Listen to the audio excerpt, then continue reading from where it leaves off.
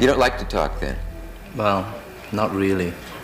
Sometimes if there's something to say, but there's really nothing to say these days. For decades, fans believed that George Harrison, the quiet Beatle, was the calmest, kindest member of the legendary band.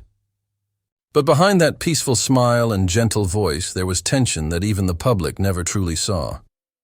While most of the world adored George, there was one man who couldn't stand him. Their friendship, once built on music and trust, eventually collapsed under jealousy, betrayal, and something much darker. What started as a close creative bond spiraled into years of silent resentment, cold stares in recording studios, and a heartbreak that changed their lives forever. As rumors spread through the 1970s and beyond, both men refused to talk about it publicly, but those who were there knew the truth. Hidden letters, secret interviews, and the haunting words of people closest to them reveal a story that even Beatles historians hesitated to tell. Because what really happened between George Harrison and the man who came to despise him wasn't just about music.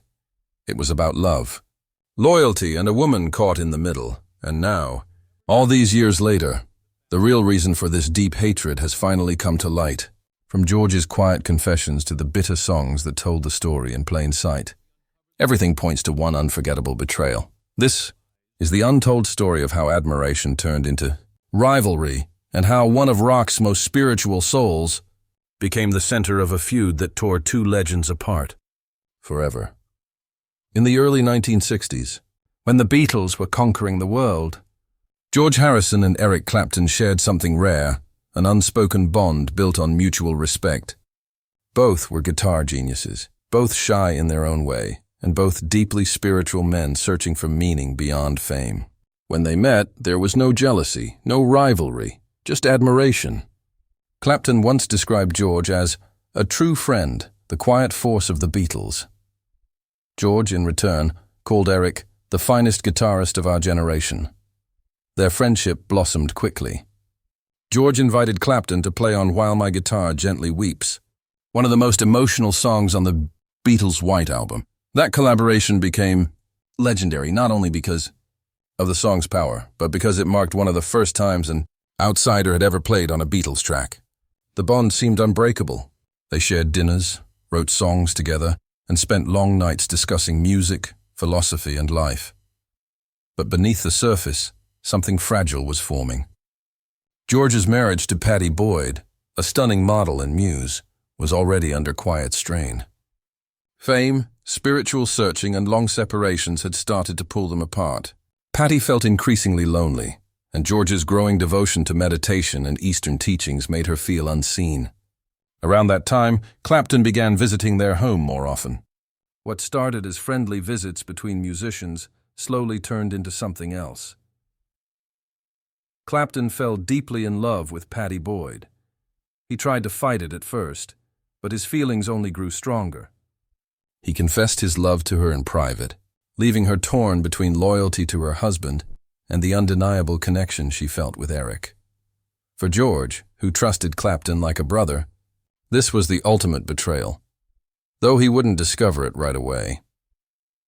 As months passed, the tension became unbearable. Clapton poured his emotions into music, writing the haunting song Layla, a desperate cry for a love he couldn't have. The song was a masterpiece, but behind its beauty lay heartbreak and obsession.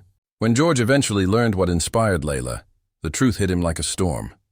The man he once called a friend had fallen for his wife, and written one of rock's greatest love songs about it. From that moment, their friendship began to fracture. Every meeting carried an invisible weight, every word layered with pain. George never confronted Clapton publicly, but those who knew them say his silence spoke volumes. The quiet Beatle was wounded, not just by the affair, but by the loss of trust. For a man who believed in karma, love, and forgiveness, this betrayal cut deeper than he could ever admit. And yet, the story didn't end there. What followed was one of the most complicated relationships in rock history, one that blurred the line between friendship, rivalry, and redemption. But before they could find peace, both men would endure years of emotional chaos, public scrutiny, and a love triangle that nearly destroyed them all. The world saw George Harrison as a calm, spiritual man, but behind closed doors his marriage to Patty Boyd had become a storm. Fame, pressure, and George's growing detachment had built walls between them. By the early 1970s, Patty felt more like a shadow in George's life than a partner. He spent long hours meditating, writing songs, and chasing enlightenment, while she waited at home, yearning for affection that never came. Meanwhile, Eric Clapton couldn't escape his obsession. Patty haunted his thoughts, his music, and his every decision. He began visiting her when George was away, confessing his feelings in moments of weakness. Patty was torn apart. She still loved her husband, but Eric's passion was impossible to ignore. Clapton's friends warned him that he was playing with fire, but he didn't care. To him, Patty wasn't just another woman. She was his muse, the love that gave birth to Layla, one of the greatest love songs in rock history. When George finally found out, it wasn't through confrontation. Word traveled quietly through friends and the close-knit London music scene. Everyone knew something was going on, and though George rarely showed anger, insiders say he was deeply hurt. It wasn't just jealousy, it was betrayal. Clapton had been his closest confidant, a man he trusted completely. Losing Patty to him felt like losing a piece of himself. In a shocking twist, George didn't respond with rage. Instead, he seemed strangely calm, as if surrendering to fate. There's a story from one party where George confronted both Patty and Eric in the same room. Rather than fighting, he simply said, "You can have her, Eric," and walked away. That quiet resignation spoke louder than any argument ever could. But inside his heart was breaking. Clapton, meanwhile, spiraled into darkness. His love for Patty turned into obsession, and when she didn't immediately leave George, he sank into depression and heavy drug use. He even went through a period of isolation, addicted and hopeless, haunted by the woman he couldn't have and the friend he had lost. Patty later described it as one of the darkest chapters of their lives, a time when love, guilt, and shame collided. Eventually, George and Patty's marriage collapsed. She left him, and years later she married Clapton. To the public, it looked like a rock and roll fairy tale, a tragic but passionate ending. But behind that image, the pain never truly faded. Clapton had won the woman he loved, but lost one of the deepest friendships of his life. George, though heartbroken, chose forgiveness. He and Clapton would cross paths many times afterward, on stage, at parties, and even at Patty's home. But their connection was never the same again. What made the story even more remarkable was George's unexpected grace. Instead of anger, he chose peace. He once famously joked about it years later, saying, "I'd rather she be with him than with some idiot." But those who knew him said that behind his smile, the wound remained. He had loved Patty deeply, and watching her build a new life with Eric Clapton was something he never truly got over. By the time the world learned the full story, it was too late to repair what had been broken. The love triangle between George Harrison, Eric Clapton, and Patty Boyd became one of rock music's most painful legends, a reminder that even the most gifted artists can't escape the turmoil of the human heart. After Patty Boyd left, George Harrison and married Eric Clapton, the world saw it as another tragic rock and roll romance. But beneath the surface, the emotional fallout lingered for years. To outsiders, George appeared to move on with grace. He poured his emotions into music, crafting songs like So Sad and Run of the Mill, each one echoing heartbreak and quiet reflection. Yet those close to him knew the truth. George never truly forgave Eric, not completely. Clapton, too, carried guilt that gnawed at him. He had what he thought he wanted, Patty, but the price was heavy. Their marriage wasn't filled with the fairy tale passion he had imagined. Instead, it was marked by distance, addiction, and pain. Clapton's struggles with alcoholism and drugs took a toll, and Patty often felt trapped in another emotionally cold relationship. Ironically, she had left George because of neglect, only to face the same loneliness with Eric. During the late 1970s, both men tried to rebuild their friendship. They shared the stage together, performed side by side, and even appeared at events with Patty present. To fans, it looked like reconciliation, but deep down there was still tension. Clapton once admitted in an interview that he could never shake the feeling that George had a quiet resentment toward me. And perhaps he was right. George's spirituality, guided him toward forgiveness. But human emotions are rarely so simple. He often joked about the situation, using humor as a shield. At one party, when someone mentioned Clapton, George laughed and said, "Oh, you mean my husband-in-law." The room erupted in laughter, but behind that remark was a mix of sorrow and irony.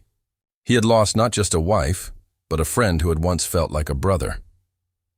Their story also highlighted the heavy toll fame can take on personal lives.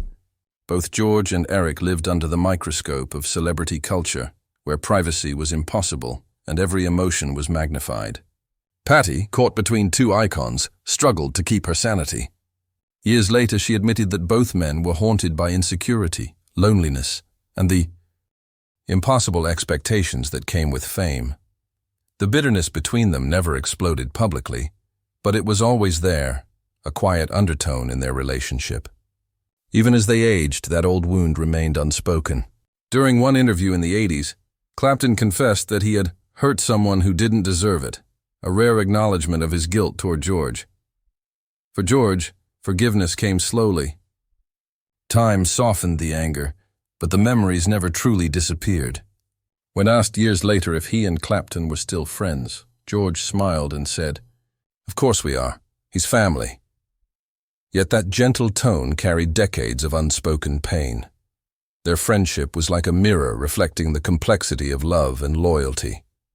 Both men had been victims of their own emotions. George's quiet nature prevented him from fighting for Patty, and Eric's passion drove him to betray his closest friend. Fame magnified their flaws, and the world watched their private heartbreak unfold in slow motion. In the end, George found solace in his faith and music. He learned to accept life's twists with humility, while Clapton continued to battle his demons, often turning to George's wisdom for comfort. Their story wasn't just about hatred or betrayal. It was about the fragile humanity hidden behind fame, and the painful lessons that even legends must face. By the 1990s, both George Harrison and Eric Clapton had lived long enough to see their rivalry mellow into something resembling peace. Time had softened the edges of their shared past. The anger, heartbreak, and jealousy that once divided them had turned into quiet understanding. Both men had changed. George, ever spiritual, found comfort in meditation and family life, while Eric sought redemption through sobriety and fatherhood. Their reunion on stage during the late 80s and 90s surprised many fans. When they played together, there was no visible tension, only respect. The unspoken history between them seemed to melt away in the music. In those moments, you could sense something powerful, forgiveness without words. They had both suffered, both lost, and both learned that love and friendship are far more complex than they once believed. George never spoke harshly about Eric in public. In fact, he showed incredible grace.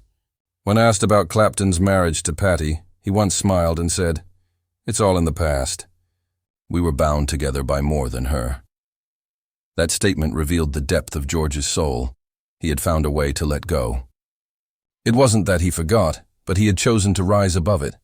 Clapton, on the other hand, often expressed regret. After George's tragic passing in 2001, Eric called him a true spiritual brother.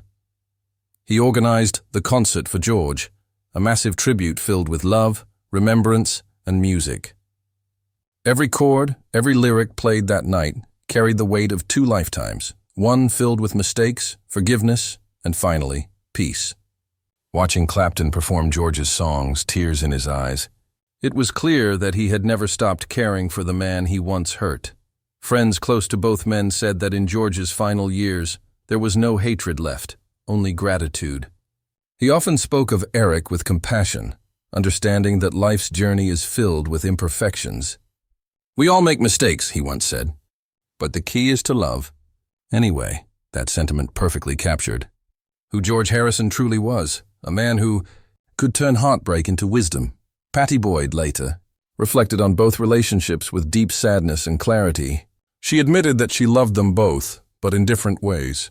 George had been her gentle soulmate, while Eric was her passionate storm. Yet she also carried guilt, knowing that her presence had forever changed their friendship. "I never wanted to come between them," she said softly. "But love has a way of doing that. In the end, The story of George Harrison and Eric Clapton wasn't just about hatred. It was about the painful beauty of being human. Two men who loved the same woman, who hurt and forgave each other, and who ultimately found peace through music. When Clapton performed something at George's memorial, the emotion in his voice said everything words could not. The bitterness was gone. All that remained was love. Love for the friend he had lost and the lessons they had both learned. Today, their story stands as one of rock's most bittersweet legacies, a reminder that even the greatest icons are not immune to heartbreak, jealousy, and forgiveness. George's spirit lives on through his songs, and Eric still honors him every time he plays. The feud that once seemed eternal ended not with anger, but with understanding. And perhaps that's the greatest truth of all. No matter how deep the wounds, time and love can heal even the most broken bonds.